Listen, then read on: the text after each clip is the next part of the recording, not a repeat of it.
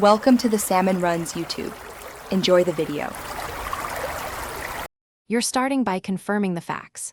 Open Gmail, then go to your Google account storage summary so you know what's eating space. Once signed in to the correct account, check Gmail, Drive, and Photos quotas. You need to enable two-step verification if you plan to remove large or critical items. This protects access. Now, sort mail by size and filter with Has attachment. This prepares the first cleanup pass, and make sure you delete the biggest offenders first. Next, focus on targeted removals.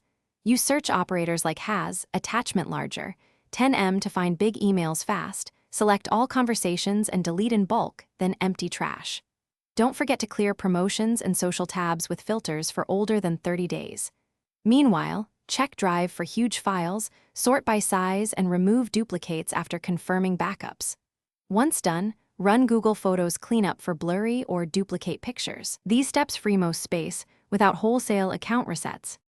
Finish by permanently emptying trash and spam, then give Google a few minutes to recalculate quota.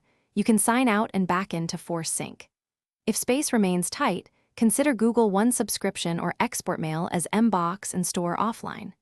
Make sure labels aren't hiding archived large messages.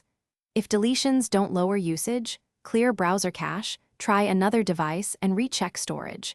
If problems persist, contact Google support with account details and timestamps. Thanks for watching. Consider subscribing if we helped you.